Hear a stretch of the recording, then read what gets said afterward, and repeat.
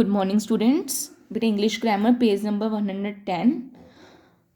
Today our topic is active and passive voice. ठीक है, active and passive voices क्या होती हैं। अब आपको क्या करना होता है, आपको एक सेंटेंस दिया होता है, उस सेंटेंस को एक तो आप होता है कि उसमें जो सब्जेक्ट है उसको एज अ सब्जेक्ट ही रखते हो।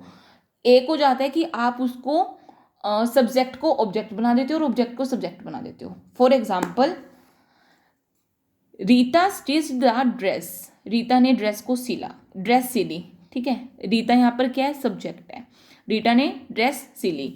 उसके बाद इसी की अगर एक और फॉर्म हम लिख सकते हैं, वो होती है the dress was stitched by Rita, कि रीता के द्वारा ड्रेस सिली गई। इन दोनों में डिफरेंस क्या हुआ? अब देखो, रीटा यहाँ पर जो है, मतलब बात का सेम है, मीनिंग नहीं चेंज हो रहा सेंटेंस का, पर ये जो रीटा है यहाँ पर ये एज अ सब्जेक्ट है और यहाँ पर जो रीटा है वो एज अ ऑब्जेक्ट है। ठीक है, यहाँ पर जो ड्रेस है वो एज अ ऑब्जेक्ट है और यहाँ पर जो द ड्रेस है वो एज अ सब्जेक्ट है। क्लियर हुई ये चीज?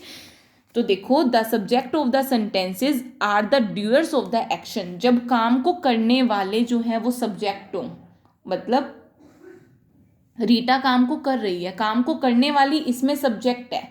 ठीक है, तो ये तो होगा आपका एक्टिव वॉइस।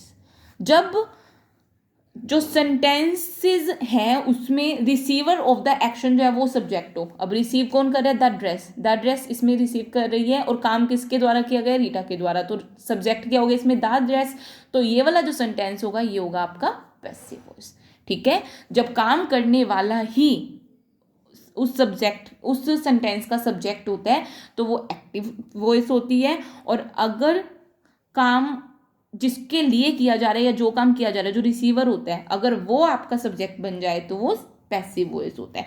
उसके बाद अगर वॉइस को आपने चेंज करना है, आप एक्टिव वॉइस को पैसिव वॉइस में चेंज करते हो। ठीक है, अब रिक्वेस्ट के लिए आप कैसे चेंज करोगे? जब भी आपको रिक्वेस्ट के लिए पैसिव वॉइस में चेंज करना होता है तो आप ऐसे करते हो। मान लो आपके पास ये दिया हुआ है, please give me a pencil. ये एक्टिव वॉइस दी हुई है कि प्लीज़ मुझे एक पेंसिल दे दो। ठीक है, जब इसको पैसिव बनाना होगा तो आपको लगाना पड़ेगा you are requested to give me a pencil. ठीक है, यू आर रिक्वेस्टेड टू, ये आपको लगाना पड़ेगा। ये होता है जब आपको रिक्वेस्ट वाले सेंटेंस को चेंज करना हो।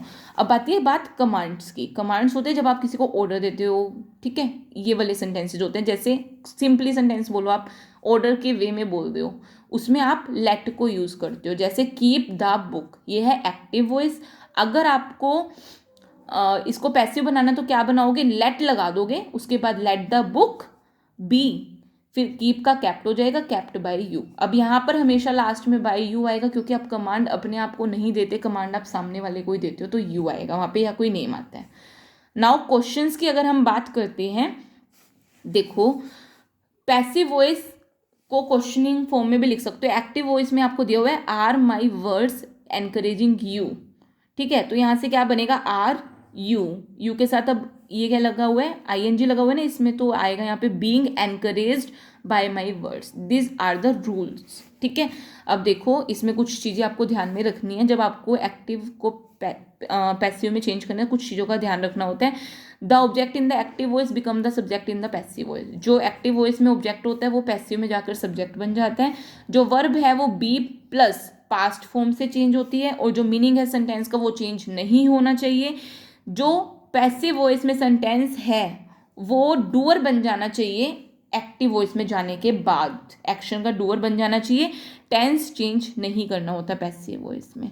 ठीक है, for example the mouse disturb the dog, तो क्या बनेगा? The dog was disturbed by the mouse. Okay, इसमें कुछ रूल्स दिए हुए हैं। डिस्टर्ब का इज डिस्टर्ब हो जाए, इज डिस्टर्ब्ड हो जाएगा, इज डिस्टर्बिंग का इज बीइंग डिस्टर्ब्ड हो जाएगा, डिस्टर्ब का वॉज डिस्टर्ब्ड, वॉज डिस्टर्बिंग का वॉज बीइंग डिस्टर्ब्ड हो जाएगा। ओके, नाउ ए पार्ट तो आपका होमवर्क है, आपको ये बताना है एक्टिव वॉइस है पैसिव वॉइस है। जैसे the man drove the car, active voice हो गया, सिंपल सा ये, मैन ही कार को चला रहा है।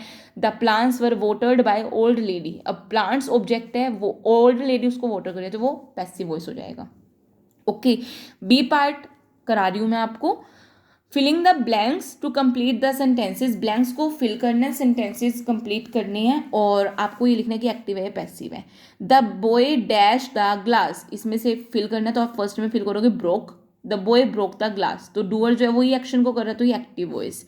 The ball dash by Rohit, the ball was thrown by Rohit, तो बॉल थ्रोन करी जा रही है रोहित के द्वारा, तो ये जो बॉल है वो सब्जेक्ट है यहाँ पर, तो पैसिव वॉइस है ये.